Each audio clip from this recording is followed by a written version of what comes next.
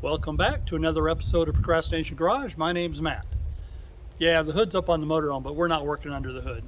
We were working on the inside though. Also working on a mower and also some prep work on the white truck. What does that mean? Well, watch the video and find out. We'll see you at the end. It's Wednesday afternoon and the wind is blowing. You can probably hear it. So what are we doing? Well, we're finally going to take the Ford down to the Ford dealer and drop it off. Well, I say that. We're going to go down to the Ford dealer and make an appointment to drop it off to get the turbo looked at. I'm afraid it's going to need a new turbo. I'm hoping that's not the case, but it just may be. So I washed it and cleaned the tires and wheels on it. Does everybody do that before they take their car into the dealership? I don't know. I always feel like I should, even though most of the time they'll wash it. I've got one more thing to do before we go though. I've got that little flap there hanging down, and that just looks unprofessional. So let's get that hooked up out of the way. That's better. So what exactly is going on with this truck? It started, God, probably close to 2 years ago, maybe over 2 years ago. It was at the end of a snowmobile season, and I left out of here, and I got down the bottom of the hill, and I made the corner and started coming up, and all of a sudden it went beep, beep, beep, beep, and I lost power, and I got a check engine light, and so at the time I didn't know what it was, so I turned it around, drove it home, unloaded my snowmobile from this truck, loaded in the back of the green truck, and went snowmobiling. And then I started doing a little experimenting to see what was going on.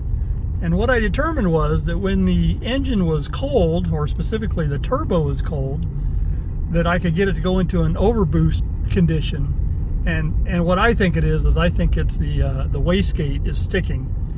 And usually after it warms up a little bit, it quits sticking and everything's just fine. It'll be that way for the rest of the day. Unfortunately, it's gotten a lot worse now, and it does it more often. It takes longer for it to get fully warmed up, and then if I'm just driving along, it cruises and it tends to cool down a little bit. The turbo does, and then it may go ahead and do it again.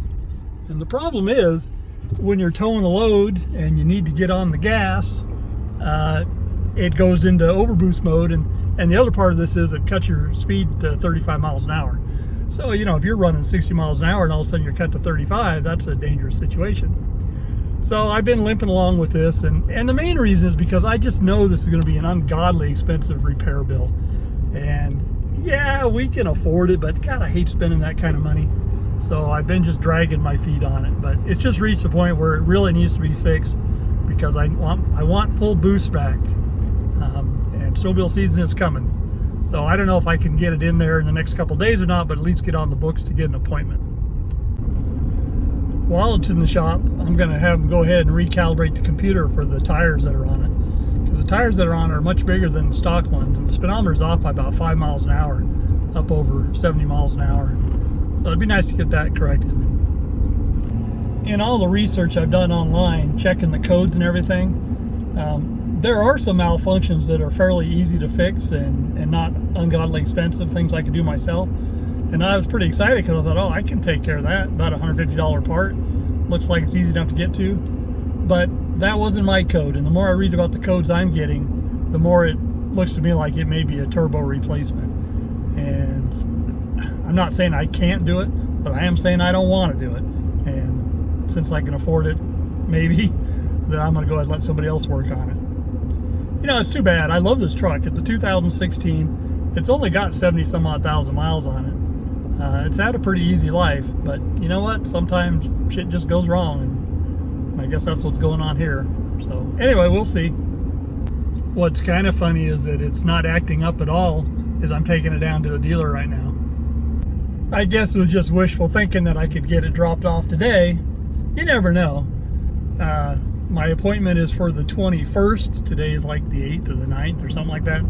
So it's a ways out there. So there's good news and bad news with that. I mean, one, it's a ways away. So I've got to wait. But the good news is that means I can do some more cleaning on the thing and get it better in the shape that I'd like it to be in. Maybe give it an oil change and check the fuel filters and stuff like that. Again, none of that stuff really matters, but it's just stuff that I would like to do before I take it in there. I said the truck wasn't acting up today. It is a little bit. I've been hearing a little bit of a turbo noise when I let off the gas sometimes. It hasn't put it in the overboost mode, but it's on the verge of doing that. But whatever, we're getting it looked at. Wednesday evening, wind's still blowing. So not this coming weekend, but the following weekend, I'm going on a camping trip with our snowmobile association. And I've got one upgrade I'd like to do before then. Let me show you. The bathroom area of the motorhome is closed off by these little plastic curtains. And they run in this little channel right here, little plastic channel. But if you look at the end of this channel, you can see it's broke. And the same is true for that one over there. So what I'd like to do is find a metal replacement. And I think on Amazon, I think I found some things that'll work. And I want to replace both of those. But in order to do that, I need to take one of them down and take some measurements so I can order it. I have removed 3 screws so far, and I know there's at least one more. I'm thinking there's 2, but before I can get the one that's down at this end, I'm going to have to undo these screws down the length of this, because that one panel there is screwed to the wall. I probably should have started with that. There it is, removed. So I need to measure the length of this one and the length of the one back there. And then I need to know all the size information off the end here. And with that, go on Amazon and see what I can find to replace it. I found some aluminum channel that I think will work. So I just got to get the measurements. It's Saturday around noontime, and yesterday I got my Amazon package with a couple of these metal T-track holder things. And the idea was to replace this thing in the motorhome. And the question is it going to work?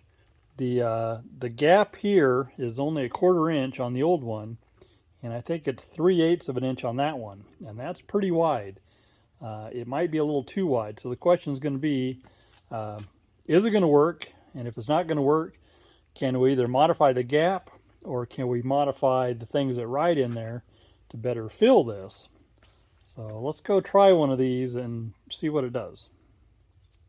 So there are the little tabs that are going to ride in the track. And here's the track. So the first one on this end is bigger. It's a good fit. The problem comes with these other ones, which are much smaller. You can see, and see I can, well, I can't do it one-handed, I guess, but I am able to pull those out. So those aren't really big enough. Now the question is, could I take a washer that's the diameter of that and super glue it to each one of these? The washer doesn't have to hold any vertical weight. It basically is just going to be a spacer from side to side. And will it hold up? I don't know. I'm going to go see if I have some washers of that size. And if so, I think I'm going to try it. I got nothing to lose. I found these washers and I thought I was going to use them. They're a little larger in diameter, but not where I wanted to be. And then I found these little things. These are just little trim pieces for some of that cheap furniture you put together. And it's just a cap that goes over the screw. And the diameter on that is perfect. See? So I'm going to put those on the end of these. I'm going to glue them. So what that means is there's a little mark there for manufacturing. I'm going to grind off of that. And then these things, they've got a little tab. So I'm going to sand those smooth. And then I'm just going to kind of fill it with super glue and glue it on there. And we should be golden. There are the first 5 all ground down, ready to be glued. I'm going to be using this super glue right here. And I'm clamped in my vise here. I've got to stand up on the stool to reach up on top and glue them. The first one is done. The first 5 are glued in place. I'm having second thoughts, so I wonder if I should have just mixed up a little epoxy and tried gluing them with epoxy instead. If these break loose, I'll try epoxy, but we're going with this for now. Next up, we need to cut down our new pieces to match the length of our old pieces. So we'll start with this one first.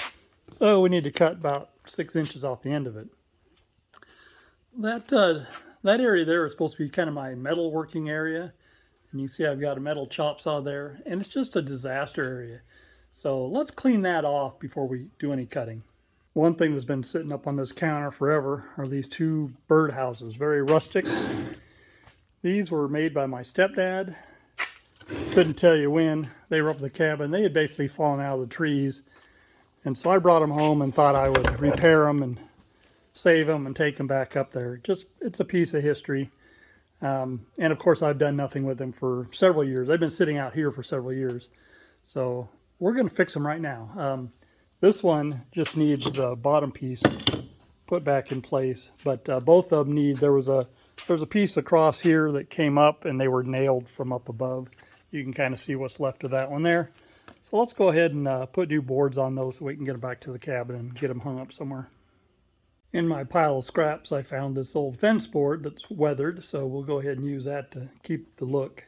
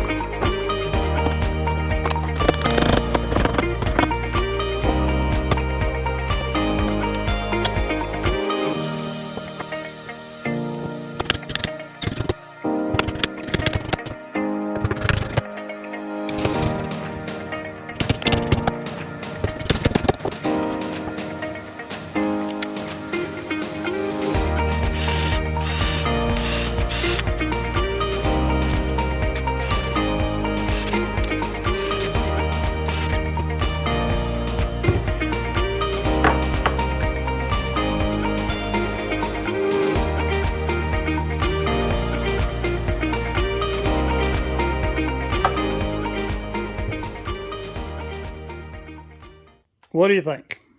I think they look pretty good. I mean, again, we're just trying to save them, not do anything special with them, just as a remembrance to my stepdad. So they'll last as long as they last, I guess. So next trip up the cabin, we'll put them up. Got to figure out what trees to put them in. I got to say, that was quite the detour to get to this point. Anyway, there's our first piece. I've got it clamped in there. I've got a little pencil mark right there where to cut it. We'll go ahead and get this one cut. The next one's got a couple of angles we got to cut, so that'll be a little more work.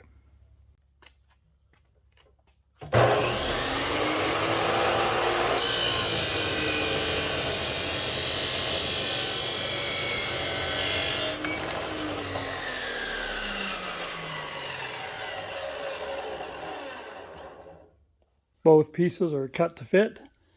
This piece here required quite a bit more work getting the angles right. You can see there's 5 little chunks there where I had to cut and recut and grind to get it down to the right length and the right angles. But we're all set now, so we're going to go screw these 2 pieces into place. You can see I made little witness marks with my pencil to get it lined up side to side. And I'll drill some new holes and we'll get those screwed in. Same down here. Little witness marks. Line it up, drill holes. Screw it in. That one's installed at the back. This one's installed at the front. And just let me whine a little bit about how hot it is in here. This is the second curtain, just getting ready to put the little pieces on it. There are the 5 pieces I need. I need to trim down the centerpiece just a little bit more. And there's the curtain that's done. I'm getting ready to install it once I get the other ones glued in place. It's time to put that one and that one. You're just going to have to wait to see when I get it done. It's a fail. You can see one of the little things popped off right there, and another one popped off right up there. So the super glue is not holding them. Possibly it wasn't dry enough, but it's been drying for a couple hours. So I think we're going to try again. This time we'll use some epoxy. It's just after 6 p.m. and I've redone them. This one's all set. Glue is drying, epoxy. And the one over there is epoxied. So by morning, these things will be good to go. So what should we do right now? Well, the hood is up on the Troy-Bilt. That can't be good. Actually, the reason the hood's up is because I was checking the oil in it. But we still have a problem with it. After adjusting the throttle the other day, it worked fine. But the next time I went to start it, it wasn't engaging the choke enough to start it. So I need to readjust the throttle cable one more time, and hopefully we'll get it right this time. So what are we going to do different this time? The throttle cable is going to be pushed all the way up to the stop, which is the choked position. And then when we tighten this down here, we'll make sure this is all the way up, because that's what needs to happen, is that needs to go all the way up. I think what's happening now is it's coming out part way, but not all the way. And that last little bit makes all the difference in the world. So let's get to it.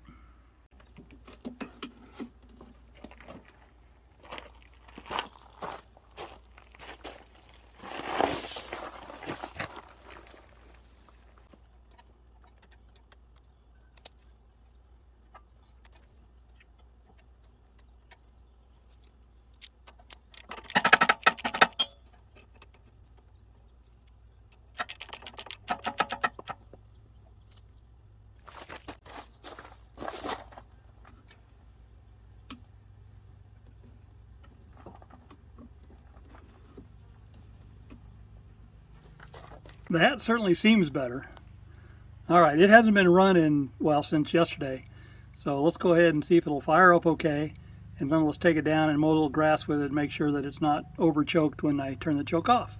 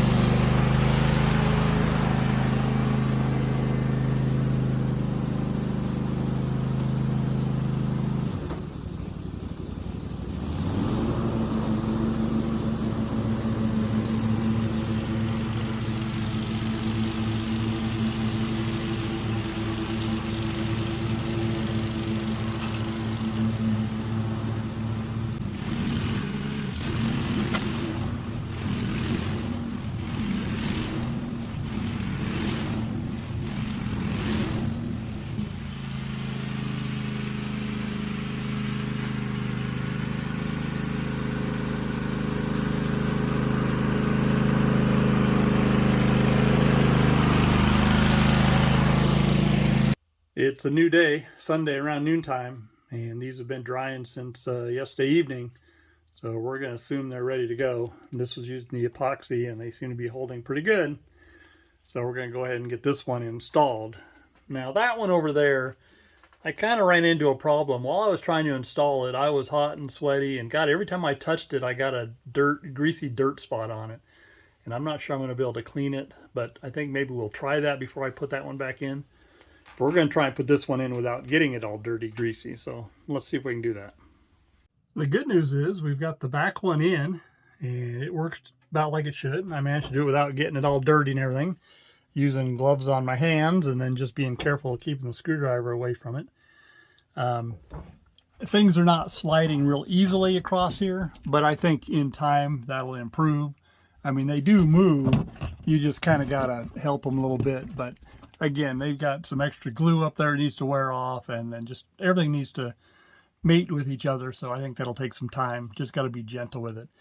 A new problem we have, and I knew this yesterday, is that this latch here, where is it, doesn't line up anymore. And the reason is because the old piece of plastic let this whole assembly sit a little bit lower. So it was a better match with the latch here. But it looks like it's off enough to where I can unscrew this, drill some new holes, raise it up just a bit, and it'll probably work. So that's what we're going to try. That one is done. Don't need to clean it. It's not dirty. And it works as it should. Relocated the latch. There's the latch. Hold it in place. The one thing I did notice though is you kind of got to make sure with your fingers that these are in the spot they need to be, because if you don't, the latch isn't a real good latch and it won't hold it tight. But over time this should all improve. So now we're to this one here, and the big issue here is I really need to figure out what I'm going to do as far as cleaning up the screen before we put it up. So let's take a look at that. There's one of those spots I'm talking about, and there's more up in here and down in there. So I'm just not sure how I'm going to be able to clean it. Maybe the first thing to do is just take it out and just hose the heck out of it and see if that does anything. I'm afraid some of that's kind of greasy though. But who knows? Let's try that and see what happens. All right, now we're ready for install number 2. Taking it up and hosing it off made a big difference. It may not be perfect, but it cleaned it up quite a bit. So I've let it dry out in the sun for about 30 minutes. Now it's time to install the track across the top here. There's old holes and there's new holes, but there's only 4 screws holding up. That's what it was before. That's what it is now. So let me go ahead and get those screws installed. The 4 upper screws are reinstalled. So now we need to secure this piece here to this wall over here. And it's 4 screws. You can see one of the screw holes right there. Look at that. Got the second one in. I'm done. Relatively clean. There's actually a bunch of grass clippings and stuff on it from when it was drying out in the sun and the grass. But that's all right. That stuff will all fall off in time.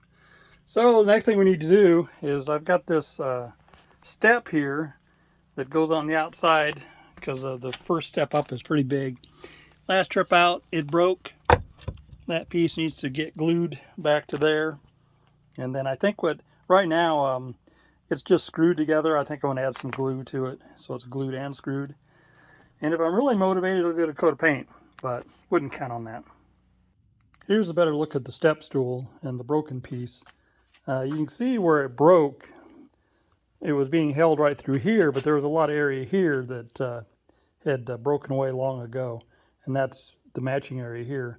So when we glue this up, we're going to take a wire brush and we're going to clean this whole area up. We're going to get glue in everywhere, lots of it, so it's leaking out, and then we're going to clamp it so it'll be much stronger than it was.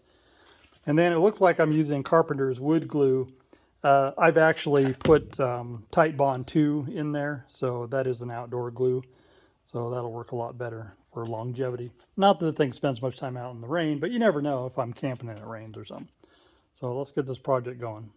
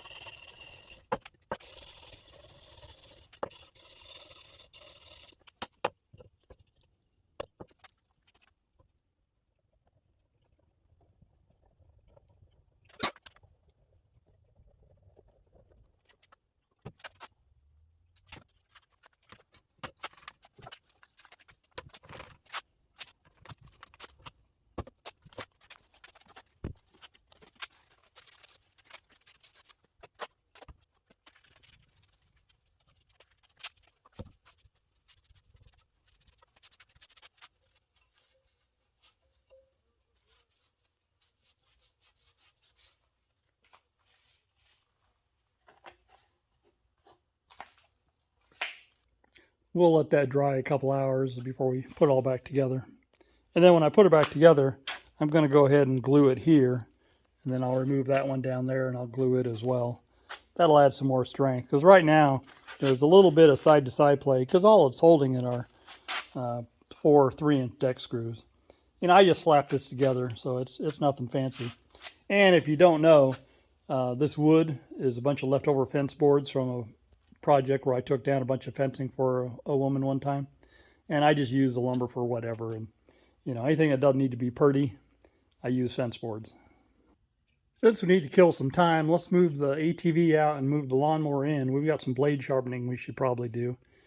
This ATV's got a low tire on it. We'll air that up. You see how clean this ATV is? Yeah, I didn't do it. When we went camping a while back, you may remember I loaned a couple of my ATVs to some friends. And the one, he cleaned it up nicer than it's been since probably the day it was delivered. He's going to borrow it again this week and take it up again, and he'll probably do the same thing again. He didn't have to clean it up. I just wanted it full of gas, but he did a real nice job on it.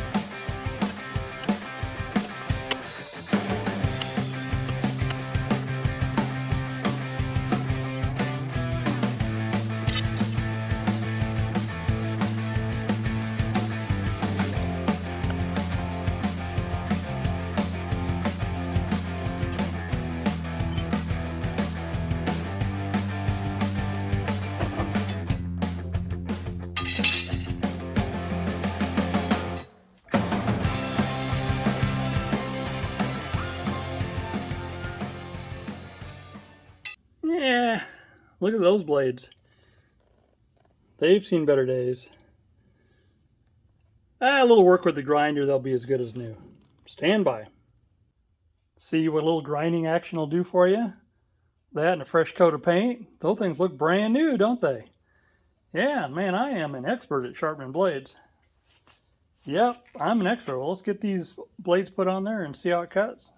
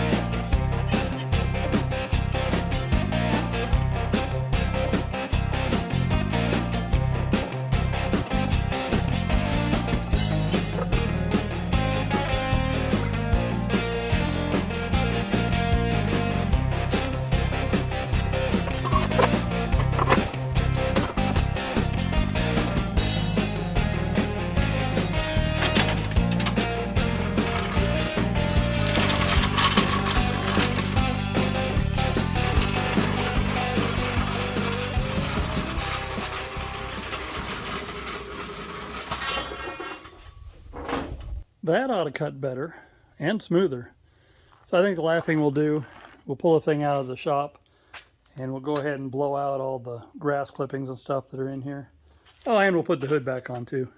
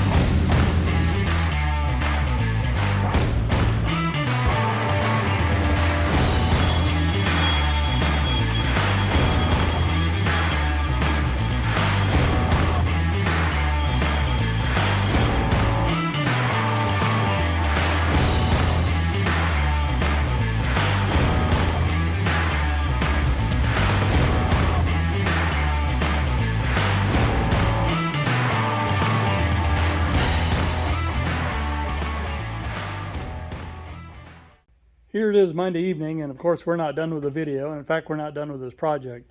But the piece is all glued and put back in place. But I commented about it being a little loose because of just having deck screws holding it, both ends of it. So what we're going to do is we're going to glue that, both those joints. But I do want to paint it, and in fact I did find the paint to do it. So I think what I'm going to do first is I'm going to go ahead and mark the outline of where that little riser is, so I don't get paint in that area, because I do want to glue it, and then I'm going to take the thing apart and paint the pieces and then put it back together. So let's get that done.